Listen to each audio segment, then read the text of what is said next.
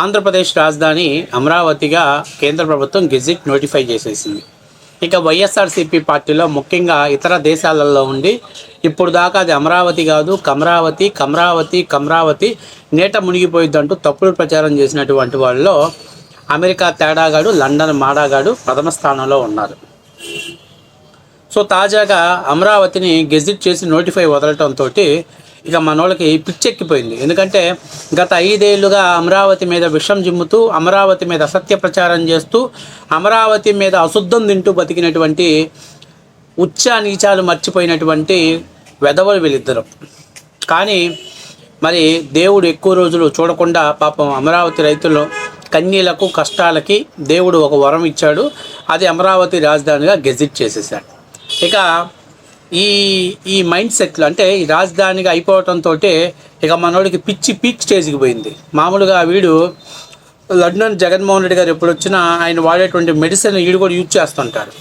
ఈసారి వీడికి మెడిసిన్ కూడా కంట్రోల్ అవ్వాల, ఏం చేయాలో అర్థం కాక పాపం ఒక్కసారిగా పిచ్చెక్కిపోయి వాడే ఎలాగా అంటే రాజధాని అమరావతి అనేది యాక్సెప్టెడ్ అయిపోయింది అని ఇంకేం చేయలేం మనం అనుకున్నాడు.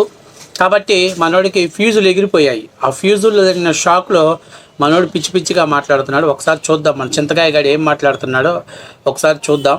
ఎందుకంటే వైసీపీ సైకోల యొక్క ఏడుపులే మనకి దీవెనలుగా భావించాలి. ఇది వాస్తవ విషయం. సరే ఒకసారి మనోడు ఏం మాట్లాడుతున్నాడో చూద్దాం. ఇప్పుడు చంద్రబాబు నాయుడు గుడ్డిగా ఇన్ని రోజులు మనకు రాజధాని లేదు, ఈ రోజు మనకు రాజధాని వచ్చింది అమరావతి అని గర్వంగా చెప్పండి. నేను అనంతపురంలో మనం కూడా సంకలు ఎగిరేసు ఓకే బాబు గారు మాకు అమరావతి వచ్చింది, మా కడుపు నిండింది అనాలనా?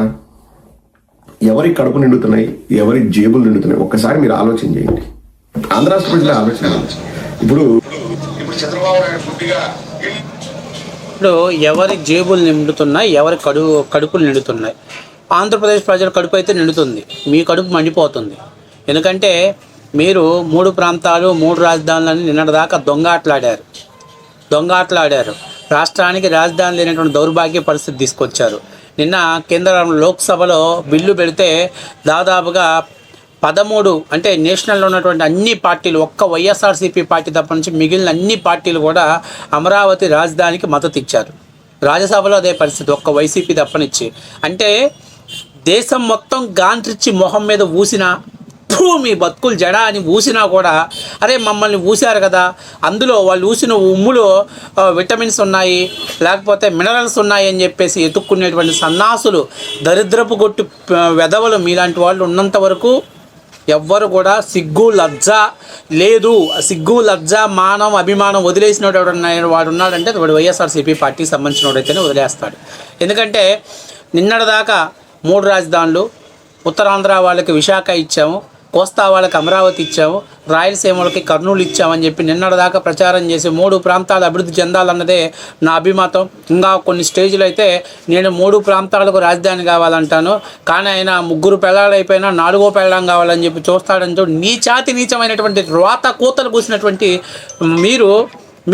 మీరు ఈరోజు వాస్తవానికి ఎంతమంది అమరావతి రైతులు తమ కన్నీళ్లు పెట్టుకున్నారో, ఆర్తనాదాలు చేశారో, ఎంతమంది రైతులు దాదాపుగా ఉద్యమంలో తమ ఆస్తులను ఇచ్చాం, తమ బిడ్డల భవిష్యత్తును మీ చేతిలో పెట్టాం, కాపాడమని చెప్పి వాళ్ళు ప్రాధేయపడ్డారు. వాళ్ళు కార్చిన ప్రతి కన్నీరుకి, ఎందుకంటే ఒక్క ద్రౌపది కన్నీరు గారిస్తే 16 లక్షల కురుక్షేత్ర సైన్యం నాశనమైంది. అలాంటిది ఈరోజు కొన్ని వందల మంది మహిళలు కన్నీళ్ళు పెట్టుకున్నారు. వాళ్ళ ఉసురు వాళ్ళ పాపం తగిలింది కాబట్టి మీకు 11 సీట్లకు పరిమితం అయ్యారు. మాట్లాడుతున్నా ప్రాంతాల మధ్య చిచ్చు పెట్టడానికి నాకు ఇష్టం లేదు కాబట్టి ఎక్కడైనా రాజధాని పెట్టండి, మనస్ఫూర్తిగా ఒప్పుకుంటా. 33,000 ఎకరాలు చూడని చెప్పిన అడ్డగాడిద, దానికి తలూపిన భూములను సేకరించమని చెప్పిన సన్నాసి వెదవల్లారా. తర్వాత ఏం కూశారు? 1000 ఎకరాలు చాలు మనకి. రాజధాని అంటే ఏంటి? ముఖ్యమంత్రి ఎక్కడ ఉంటే అక్కడ రాజధాని. రేపు కొంపతీసి జగన్మోహన్ రెడ్డి సెంచల్ కూడా జైల్లో ఉంటే అదే మన రాజధాని. లేకపోతే జగన్మోహన్ రెడ్డిని ఈ దేశంలో కాకుండా ఇంటర్నేషనల్ ఎక్కడొక్కడ క్రైమ్లో తీసుకెళ్ళి అరెస్ట్ చేసి జైల్లో పెడితే అదే మన రాజధాని. ఎందుకని ముఖ్యమంత్రి ఎక్కడ ఉంటే అక్కడ రాజధాని అంటాడు. ఎంత దిక్కుమాలినటువంటి నిర్ణయం, ఎంత అనాలోచితమైన నిర్ణయం, ఎంత దరిద్రమైనటువంటి నిర్ణయం. ముందు 33,000 ఎకరాలు సేకరించండి, రాజధాని పెట్టండి అన్నారు. దానికి వైసీపీ వాళ్ళు సై అన్నారు. తెలుగుదేశం పార్టీ సవాల్గా తీసుకొని 33 ల్యాండ్ పూలింగ్ ద్వారా 33,000 ఎకరాలు పైచిలుపులు కేటాయించింది. మళ్ళీ స్వరం మార్చారు. 1000 ఎకరాల్లో చాలన్నారు. తర్వాత అది అమరావతి నీట మునిగిపోయింది అన్నారు. తర్వాత అది అమరావతి కాదు భ్రమరావతి అన్నారు. లేదా అక్కడంతా గ్రాఫిక్స్ పెడుతున్నారన్నారు. తర్వాత చివరికి ఏం చేశారు, అది అమరావతి కాదు కమరావతిని కూశారు. ఏదన్నా ఒక్కటన్నా నిలకడగా ఉందరా? ఎన్నికల ముందు 2019 ఎన్నికల ముందు ఏం చెప్పారు? మా జగన్మోహన్ రెడ్డి ఎక్కడే ఇల్లు కట్టుకున్నాడు, మా రాజధాని ఇక్కడే ఉంటుంది, చంద్రబాబు 5,000 కోట్లు ఖర్చు పెట్టాడు, నేను వస్తే 10,000 కోట్లు ఖర్చు పెడతానని కూశాడు. ఓసరవల్లి కూడా సిగ్గులు తలదించుకుంది తెలుసా మిమ్మల్ని చూస్తే. తర్వాత ఏం చెప్పాడు? దక్షిణాఫ్రికా మోడల్స్ 3 రాజధానులు అన్నాడు. సరే, ఆ 3 రాజధానులను సరిగ్గా ఏడ్చాడా? హైకోర్టు కూడా చివరికి తీర్పు ఇచ్చింది. ముండా మూసుకొని ఇక్కడ రాజధాని పెట్టు అని ప్రభుత్వలో ఉన్నటువంటి అధికారులకు, ప్రభుత్వ పెద్దలకు, ఐఏఎస్ ఆఫీసర్లకు ఆఖరికి హైకోర్టు కూడా స్పష్టమైనటువంటి తీర్పు ఇచ్చింది, రాజధాని ఇక్కడే ఉండాలని. 5 ఏళ్ళు 3 రాజధానులు అని చెప్పి ఆ 5 ఏళ్ళు ముండమోపించి పడేశాడు. తర్వాత నిన్న కేంద్రంలో బిల్లు పెట్టడంలో ప్రెస్ మీట్ పెట్టేసి మచిలీపట్నం నుంచి మా తీసుకోండి, విజయవాడ నుంచి వి తీసుకోండి, గుంటూరు నుంచి గన్ తీసుకోండి, మా వి గన్ను. అరే, నిన్నటి దాకా మనం 3 రాజధానులు మాట్లాడామే, ఇవాళ మా వి గన్ అంటే ప్రజలు మా మొహం మీద పోస్తారే, ఉత్తరాంధ్ర వాళ్ళని రాయలసీమ వాళ్ళని మనం మోసం చేసినట్టు అవుతుందే అని సిగ్గుసరం లేకుండా మీడియా ముందుకు వచ్చి మాట్లాడుకుంటా, సంకలు గుద్దుకుంటా మా వి గన్ అని భుజాలు తట్టుకున్న సన్నాసి వెదవలరా మీరు. మీలాగా పూటకొక పార్టీ, గంటకొక మాట, పొద్దుగూగులో ఒక మాట మార్చేవారం లేదు. మేము ఆ రోజు అమరావతి చెప్పాం, ఈరోజు అమరావతి చెప్పాం. మీకు దమ్ముంటే 5 ఏళ్లలో అమరావతి జరిగిన అవినీతి మీద చర్చ పెట్టి బయటికి తీసి ఈ తప్పులు చేశారని మాట్లాడండి. చేతగాని సన్నాసులారా, కులం పేరు మీద దూషణలు చేస్తూ కులం అడ్డం పెట్టుకొని బతికే ఆడింగి నా కొడకల్లారా, నీ పెళ్ళానికి పోయి డిఎన్ఏ టెస్ట్ చేసుకుని, పిల్లలకు డిఎన్ఏ టెస్ట్ చేసుకొని నీకు మగతనం ఉందో లేదో తెలుస్తుంది. ఎందుకు మాట్లాడుతున్నానంటే ఇలాగే మాట్లాడాలి. ఇలాంటి నా కొడుకులకి ఇలాగే సమాధానం చెప్పాలి. ఇంకా సంస్కారవంతంగా బాబు అయ్యా అని చెప్తే వినే పరిస్థితులు లేరు ఈ నా కొడుకులు.